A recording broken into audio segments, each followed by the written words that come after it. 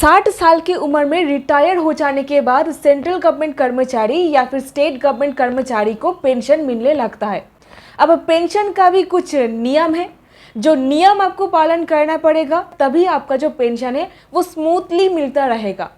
तो यहीं पर बात करूंगी कि लेटेस्ट अपडेट के बारे में पेंशनरी बेनिफिट्स के ऊपर, जो आया है 25 जुलाई 2025 को, जो बात करता है हायर पेंशनरी बेनिफिट्स के ऊपर। सेंट्रल गवर्नमेंट एम्प्लॉइज को अब माइनर पेंशन में भी एक हाइक मिलेगा।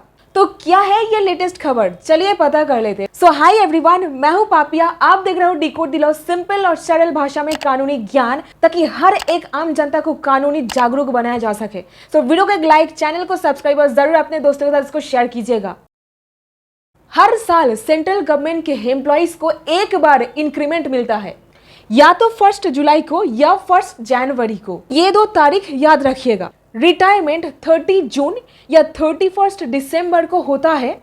उन्हें एक दिन के फर्क की वजह से ये जो पर्टिकुलर इंक्रीमेंट के बारे में बात हो रहा है ये नहीं मिलता। इस वजह से उनकी पेंशन थोड़ी कम बन जाती है। अब पेंशनर्स के बारे में सोचा जाए तो उनका कहना यह है कि उन्होंने पूरा साल काम किया, बस एक दिन पहले रिटायरमेंट हो गए, तो क्या उनका हक नहीं बनता इंक्रीमेंट का? इस चीज को लेकर ही सेंट्रल गवर्नमेंट का ये जो लेटेस्ट अपडेट है, department of personal and training DOPT एक नया ऑफिशियल क्लैरिफिकेशन जारी किया है, जो कि कुछ प्रावधानों से रिलेटेड है पेंशनरी बेनिफिट्स के। और ये particular clarification honourable supreme court के द्वारा एक फाइनल डिसीजन पास करने के बाद जारी किया गया है। और इसी बात पर नोशनल इंक्रीमेंट का कंसेप्ट आया, यानी एक पेपर पे इंक्रीमेंट जो पेंशन कैलकुलेट करने के वक्त माना जाए, लेकिन सैलरी में नहीं दिया जाता। और यहीं पर नोशनल इंक्रीमेंट से क्या होता है, ये इंक्रीमेंट सिर्फ पेंशन को कैलकुलेट करने के लिए होता है, ना सैलरी बढ़ते हैं ना एरियर्स मिलते हैं, बस पेंशन में 3 to 5% तक फायदा मिलता है। अब देखिए, एप्लीकेबली उन सभी लोगों के लिए जो 30 जून या 31 दिसंबर को रिटायर हुए हो 1 जनवरी 2006 के बाद। Department of personal and training DOPT एक ऑफिशियल क्लैरिफिकेशन जारी किया है, जिसमें ये बात किया गया है कि जो एम्प्लॉइज अपने इंक्रीमेंट डेट से एक दिन पहले रिटायर हुए थे, जैसे 30 जून या 31 दिसंबर को, उन्हें नोशनल इंक्रीमेंट दिया जाएगा सिर्फ पेंशन कैलकुलेट करने के लिए। यह क्लैरिफिकेशन सुप्रीम कोर्ट के एक फाइनल डिसीजन, जो कि 20 फरवरी 2025 के बाद दिया गया है। इस फैसले का सीधा सीधा असर उन सभी रिटायर्ड एम्प्लॉइज के पेंशन के ऊपर पड़ेगा जो एलिजिबल है, और ये फैसला उनके लिए एक बहुत बड़ी राहत है, जो कोर्ट के फैसले के बाद क्लैरिटी का इंतजार कर रहे थे। यहीं पर गवर्नमेंट क्लैरिफिकेशन में क्या कहा गया है और किनको इसका फायदा मिलेगा। ये बेनिफिट उन लोगों को मिलेगा जो 1 जनवरी 2006 के बाद 30 जून या 31 दिसंबर को रिटायर हुए हैं या हो रहे हैं, लेकिन उन्हें DOPT के रूल्स के हिसाब से 20 फरवरी 2025 के ऑर्डर के हिसाब से पूरे करने होंगे। जैसे पूरे सर्विस, अच्छे कंडक्ट, सेटिस्फैक्टरी होना चाहिए। 17 जुलाई 2025 डिपार्टमेंट ऑफ पोस्ट क्लैरिफिकेशन दिया, ये इंक्रीमेंट सिर्फ पेंशन कैलकुलेशन करने के लिए है और किसी और बेनिफिट्स में नहीं गिना जाएगा।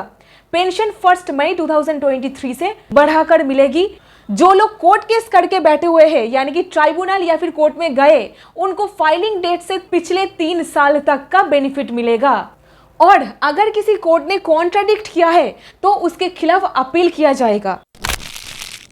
यहीं पर प्रॉब्लम्स फेस्ड बाय पेंशनर्स, सिर्फ एक दिन के फर्क की वजह से हजारों पेंशनर्स का पेंशन कम बन गया था। उनको कोर्ट केस फाइल करना पड़ा, पैसा और वक्त खर्चा हुआ। सरकारी डिपार्टमेंट्स ने क्लियर गाइडलाइंस ना होने पर डिले किया। हर रिटायरी को अलग अलग डिपार्टमेंट में एप्लीकेशन देना पड़ा। और यहीं पर बात करूंगी effective date for monetary benefits. 1 मई 2023 से सभी एलिजिबल पेंशनर्स को जो 30 अप्रैल 2023 या उससे पहले रिटायर हुए हैं, उनको ज्यादा पेंशन का बेनिफिट मिलेगा, जो नोशनल इंक्रीमेंट के वजह से बढ़ा है।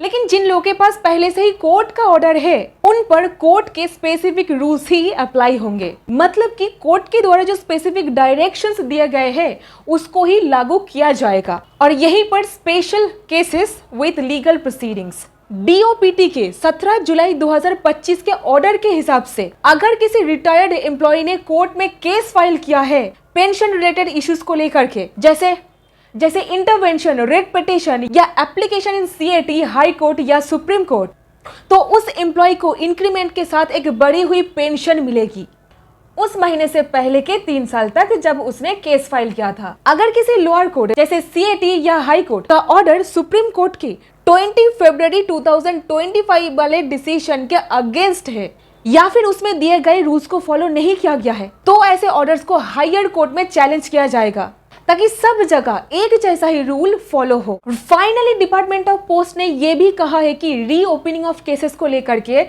जिन केसेस में ऑलरेडी डिसीजन हो गया है और एक्शन भी ले लिया गया है उनको दोबारा ओपन करने की जरूरत नहीं है। तो ये था कुछ अपडेट हायर पेंशनरी बेनिफिट्स के ऊपर जो आया है 25 जुलाई 2025 को। ये सारे सेंट्रल गवर्नमेंट कर्मचारियों को मामूली वेतन वृद्धि के कारण पेंशन में बढ़ोतरी मिलेगी। So that's it in this video. उम्मीद करती हूँ आपको इस वीडियो से कुछ ना कुछ वैल्यू मिला है। अगर मिला इसे एक लाइक, चैनल को सब्सक्राइब और जरूर अपने दोस्तों के साथ इसको शेयर कीजिएगा। मिलती हूँ नेक्स्ट वीडियो में। बहुत बहुत धन्यवाद। लाइफ सर्टिफिकेट फॉर पेंशनर्स, ये भी वीडियो आपको पसंद जरूर आएगा, तो जरूर यहाँ पर आप क्लिक करके देख सकते हो।